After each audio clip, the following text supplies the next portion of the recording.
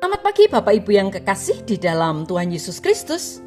Pagi hari ini saya Eko Wayu Suryaningsih kembali menyapa dengan kebenaran firman Tuhan yang terdapat dalam Amsal 19 ayat 11. Amsal 19 ayat 11.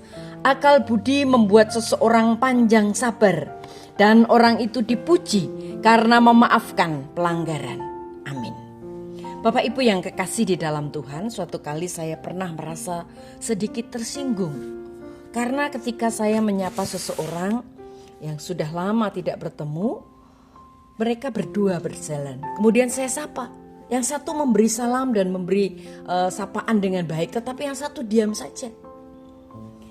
Saya merasa sedikit terganggu. Tetapi dalam pertemuan berikutnya saya melihat ketika kami bertemu kembali sendirian, dia sama sekali tidak menyapa, bahkan melewati saya. Kemudian saya mencoba menepuk pundaknya, dan dia berkata, "Oh," ketika saya bersorak, "apa kabar?" Dan dia menyatakan, "Oh, maaf, saya sudah tidak bisa melihat dengan jarak 1 meter." Bapak Ibu yang kekasih di dalam Tuhan, saya melihat bahwa kondisi ini terjadi oleh karena dia tidak bisa melihat, karena ada penyakit yang sedang dialaminya.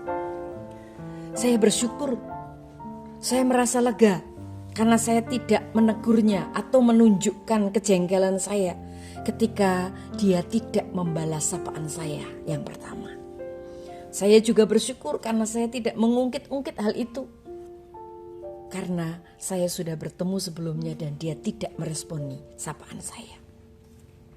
Bapak Ibu yang kekasih di dalam Tuhan, Kitab Amsal menyajikan banyak ucapan nasihat tentang cara hidup yang bijaksana. Dan nasihat untuk tidak mudah tersinggung adalah salah satu yang paling bernilai. Amsal bahkan berkata di dalam pasal 19 ayat 11 dalam versi terjemahan lain, orang bijaksana terpuji karena tidak menghiraukan kesalahan orang terhadapnya. Bapak Ibu yang kekasih di dalam Tuhan, memilih untuk tidak tersinggung dan belajar untuk menahan kemarahan adalah perbuatan terhormat.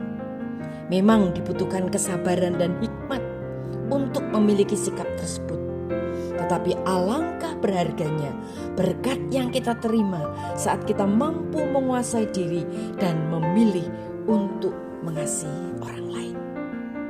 Kapankah kita pernah tersinggung oleh perkataan orang lain?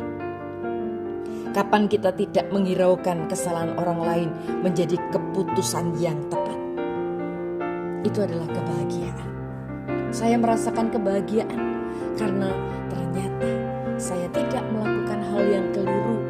Saya tidak mengikuti emosi dan kemarahan saya. Justru pada saat itulah saya melihat kebaikan Tuhan.